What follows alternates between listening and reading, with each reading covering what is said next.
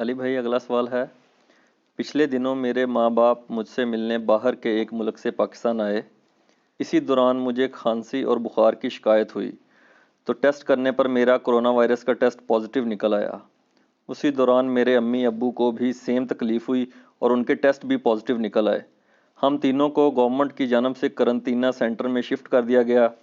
میں اور میری والدہ تو صحت یاب ہو گئے، لیکن میرے ابو جان کی ڈیتھ واقع ہو گئی۔ انا للہ و انا الیہ راجعون۔ میرے باقی خاندان والے مجھے میرے باپ کا قاتل قرار دے رہے ہیں، جس کی وجہ سے میں بہت دکھی ہوں۔ پلیز مجھے کوئی سلوشن بتائیں، شکریہ۔ سلوشن یہ ہے کہ اپنے خاندان والوں کو ایجوکیٹ کریں کہ اس طریقے سے آپ کسی کے اوپر فتویٰ نہ لگائیں، اللہ کا خوف کریں۔ بیماری، پریشانی، زندگی موت اللہ کے ہاتھ میں، یہ ضرور ہے کہ آپ نے اپنی پوری ایفرٹ پٹ کرنی ہے۔ وہ تو میں نے بھی جب یہ کرونا وائرس کے حوالے سے ڈسکشن کی تھی تو اس وقت بھی کہا تھا کہ جو لوگ باہر کے ملکوں سے آ رہے ہیں وہ اپنے ٹیسٹ کروائیں، اور اگر ڈکلیئر ہوتا ہے تو اپنی فیملی سے الگ رہیں۔ ویسے تو اللہ کا شکر ہے جب سے یہ کرونا وائرس آیا تو پاکستان کا ڈیتھ ریٹ نیچے آ گیا ہے، لوگ کم مر رہے ہیں۔ آپ ذرا مجھے بتائیں اس 2 مہینے کے لاک ڈاؤن میں آپ نے کتنے جنازے پڑھے ہیں، اور اس سے پہلے جب تک کرونا کا لاک ڈاؤن نہیں تھا تو کتنے لوگ مرتے تھے؟ اس کا مطلب ہے کہ جب سے ہماری پاکستانی عوام ڈاکٹروں سے، ہاسپٹل سے بچ کے گھر میں قرنطینہ ہوئی ہے نا، تو عام بیماریوں سے بھی جو مرنے والے لوگ ہیں نا، انہوں نے بھی مرنا بند کر دیا ہے، اس پوائنٹ آف ویو سے کہ وہ بیماریاں جا کے وہاں پہ خراب ہوتی تھی کیونکہ ڈاکٹرز مس ہینڈل کرتے تھے۔ آپ دیکھ لیں، آپ کو اگر یقین نہیں آتا، آپ اپنے اپنے علاقے کے قبرستانوں میں جا کے نا قبر کاندیوں سے پوچھیں، ان کا تو روزگار ختم ہو گیا ہے۔ وہ کہتے نہیں ہمیں کیا فائدہ ہوا اس کرونا کا، بندے اگر پہلے 10 مرتے تھے اب 3 مرتے ہیں۔ تو لیکن جتنا یہ ہنگامہ پوری دنیا میں کھڑا کیا گیا ہے ایک پورے ایجنڈے کے تحت، اس کے تحت تو اس وقت یعنی آدھی دنیا مر جاتی، ایسا تو نہیں ہوا۔ میں یہ پوچھتا ہوں ٹیکنیکلی سپیکنگ، جو لوگ کرونا کے حق میں بول بھی رہے ہیں ان سے ہی صرف پوچھ لیں کہ یار یہ بتائیں کہ کرونا کیا ملیریا سے زیادہ خطرناک ہے؟ کیا یہ انفلوئنزا جو عام نزلہ زکام ہے اس سے زیادہ خطرناک ہے؟ کیا یہ ڈینگی سے زیادہ خطرناک ہے؟ تو آپ کو نالائق سے نالائق بندہ اور لائق سے لائق بندہ کہے گا نہیں جی اس سے زیادہ تو خطرناک نہیں ہے۔ ہاں البتہ یہ ہے کہ جس کو آلریڈی کوئی بیماری لگی ہوئی ہو، سانس کی تکلیف ہو، اس کو یہ ٹریگر کر سکتا ہے۔ وہ تو سر اس کو یہ چیز نہیں، اس کو تو کوئی بھی چیز ٹریگر کر سکتی ہے۔ سر جس کو عام سانس کی بیماری ہے نا، اس کا تو عام انفلوئنزا میں اگر جکڑا جائے نا سینہ تو اس کی تو اس سے بھی ڈیتھ ہو جاتی ہے۔ ہمارے یہاں ملک پاکستان کے اندر پچھلے 2-3 مہینے میں جتنی ڈیتھس ہوئی ہیں نا کرونا کے نام کے اوپر، اور ان کی بھی حقیقت کیا ہے وہ سب کو پتہ ہے جو وظیفے لگائے ہوئے ہیں، اور وہ ساروں کو جینون بھی مان لیا جائے نا، پوری 3 مہینے کے اندر جتنی ڈیتھس ہوئی ہیں نا اتنی 3 گھنٹے کے اندر دوسری بیماریوں سے ہو رہی ہیں روزانہ۔ لیکن اس 3 مہینے کے ساتھ جو ہم نے اکانومی کا اپنا نقصان کیا ہے، میں تو پہلے دن سے کہہ رہا تھا کہ پرائم منسٹر کا موقع بالکل ٹھیک ہے کہ ہمیں احتیاط ضرور کرنی چاہیے لیکن لاک ڈاؤن کی طرف نہیں جانا چاہیے، ادروائز ہماری اکانومی بیٹھ جائے گی۔ تو بیٹھ کے گئی ہے، لیٹ گئی ہے آپ کے سامنے، ٹھیک ہے۔ عمران خان صاحب نے تو اپنے آپ کو صاف کر لیا نا اس اعتبار سے کہ انہوں نے ساتھ ساتھ چیخو پکار رکھی ہے، اور انہوں نے کہا جی وہ طاقتور حلقے ہیں، لابیز ہیں، مافیاز ہیں جو یہ لاک ڈاؤن کروانا چاہ رہے ہیں۔ اور ایک وہ وقت تھا جب وہ پرائم منسٹر نہیں تھے، وہ کہتے تھے جب میں پرائم منسٹر بنوں گا تو میں دیکھ لوں گا پھر کون یہ ہے۔ تو جب وہ بنے ہیں تو اب سب سے پاورفل آپ کی شخصیت ہے، آپ مافیا کو بے نقاب کریں، کون ہے؟ وہ بھی نہیں کر پا رہے۔ تو اس کے باوجود میں کہوں گا کہ پرائم منسٹر صاحب اپنے اس فرض سے سبک دوش نہیں ہو سکتے کہ وہ یہ کہیں کہ میں تو شروع سے ہی چیخ رہا تھا، سر آپ چیخنے کے لیے نہیں ہے، آپ پالیسی امپلیمنٹ کرنے کے لیے ہیں، آپ پاورفل سیٹ کے اوپر بیٹھے ہوئے ہیں، ٹھیک ہے۔ اور اگر آپ سمجھتے ہیں آپ پاورفل نہیں ہیں تو اپنی آپ سیٹ چھوڑ دیں، لیکن آپ روزانہ اس چیز کا اظہار مختلف تقریروں میں کرتے ہیں کہ سب کچھ میرے آرڈر سے ہو رہا ہے۔ جب ہو رہا ہے تو آپ جس چیز کو صحیح سمجھتے ہیں آپ اس کو کریں، یہ بہانہ نہ کریں کہ جناب مجبوری ہیں اور یہ میں نہیں کر سکتا۔ آپ کے لیے کون سی مجبوری ہے؟ آپ کے ایک ایگزیکٹو آرڈر سے سارے معاملات کھلنے ہیں۔ اب تو سپریم کورٹ نے بھی آپ کو ایک کندھا دے دی ہے، انہوں نے مارکیٹس کھلوا دی ہیں، ٹھیک ہے، ایک پاورفل ادارے کی سپورٹ بھی آپ کو مل گئی ہے۔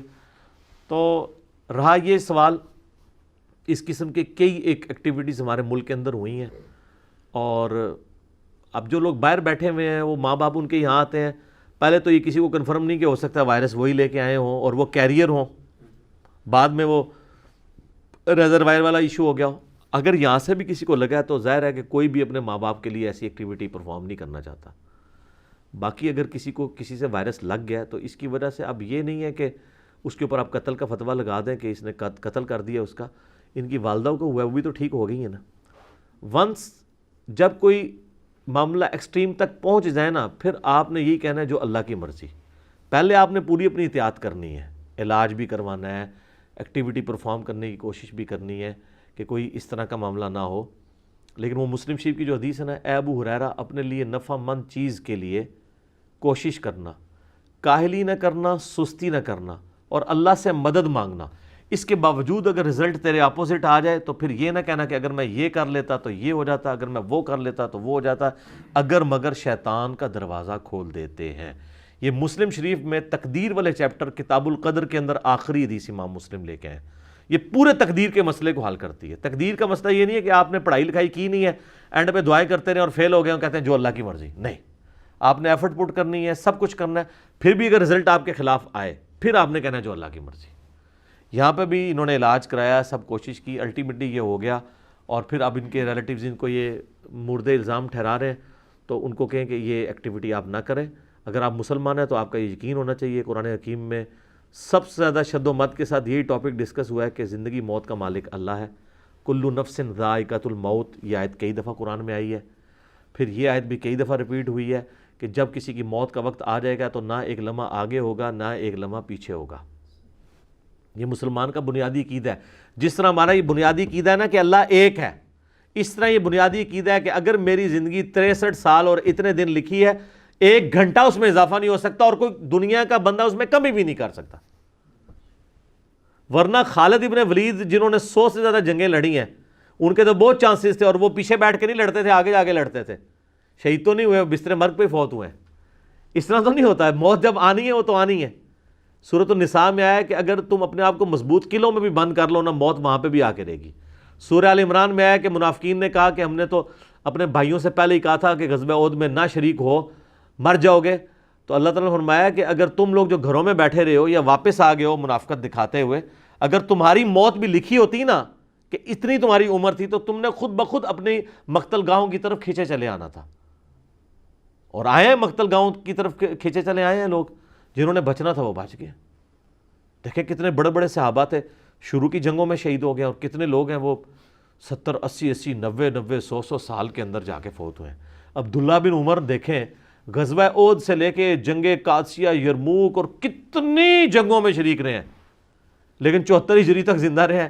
63 سال کی عمر میں حجاج بن یوسف نے نیزہ مارا ہے, تو اس میں وہ بھی حج کے دنوں میں اس نے اپنی دشمنی نبھائی ہے, جنگ میں پھر بھی نہیں شہید ہوئے. وہ اس طرح تو نہیں مرتا.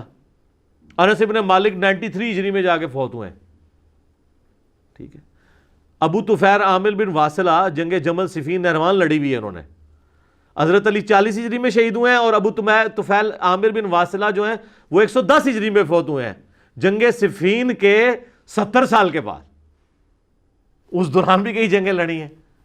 تو اس طرح تو نہیں کوئی بندہ مر جاتا. لہذا یہ اس طرح کا عقیدہ رکھنا, وہ بھائی کو تو جو تکلیف دے رہے ہیں الگ, وہ اپنا عقیدہ بھی خراب کر رہے ہیں اس طرح کی ایکٹیویٹی پرفارم کر کے کہ بھی میرے ماں باپ کا قاتل جو ہے, اس طرح نہیں ہے. باقی کرونا کے حوالے سے میری ڈیٹیل ویڈیوز ریکارڈڈ موجود ہیں. احتیاط اپنی جگہ ہے, لیکن پینک نہ پھیلائیں. خدا کے لیے پہلے بھی عرض کیا ہے کہ ہر سال 200 سے زیادہ وائرسز, اس قسم کی کئی نزلہ زکام سے ریلیٹڈ بیماریاں پھیلا کے پرفارم کر کے اینٹی باڈیز ہمارا اس کا خود بخود ریکور کر کے دنیا سے چلی جاتی ہیں. اب تو یہ ہمارے وزراء باتیں کر رہے ہیں. اسد عمر صاحب کہہ رہے تھے یہ تو ہونا ہی ہونا ہے, اور لوگوں کو ہو کے خود بخود ٹھیک ہو جائے گا, بس تھوڑی سی احتیاط کر لیں. یہی باتیں جب ہم پہلے کر رہے تھے اس وقت تو یہ کہہ رہے تھے کہ جناب یہ گورنمنٹ کی پالیسی کے خلاف چل رہے ہیں. اب تو یہ سارے باتیں کر رہے ہیں. پینک نہ پھیلائیں لوگوں کو. اب تو بڑے بڑے ڈاکٹرز امریکہ اور یورپ میں بھی بولنا شروع ہو گئے ہیں کہ آپ نے لوگوں کو گھر بٹھا کے نفسیاتی مریض بنا دیا.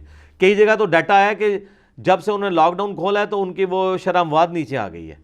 اور یہ جو گوروں کی مثالیں ہیں نا, یہاں پہ بھی جو لوگ کہہ رہے ہیں نا لوگ مر نہیں رہے, نہیں مر رہے ہیں لوگ. گوروں کے ملکوں میں بہت زیادہ لوگ مر رہے ہیں, خصوصاً وہاں پہ سرد علاقوں کے اندر لوگوں کی امیونٹی کم ہوتی ہے. اور وہ تو گورے ایسے ہیں یہاں کہ ہمارا مچھر ان کو کاٹ دینا تو ان کی بازو اتنی موٹی ہو جائے گی. وہ بیچارے اتنے ممی ڈیڈی قسم کے لوگ ہیں, ان کے اندر امیونٹی نہیں ہے. ادھر کے لوگوں میں امیونٹی زیادہ ہے, اور ادھر جو میوٹ ہوا ہوا وائرس آیا ہے نا وہ اس لیول کا نہیں تھا. کئی ایک چیزیں فیکٹرز جمع ہوئی ہیں. بہرحال احتیاط اپنی جگہ موجود ہے, لیکن یہ جو پینک پھیلایا ہوا ہے نا, یہ سر بہت خطرناک مسئلہ ہے.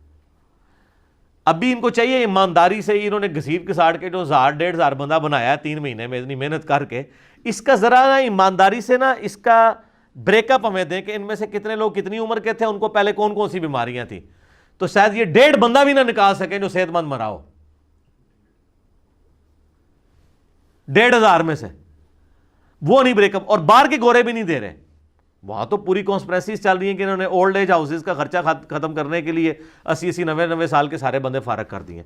وہاں جوان بندے 30 سال 40 سال یا 15 سال 20 سال کے کتنے بچے مرے ہیں یا کوئی جوان مرے ہیں بتائیں؟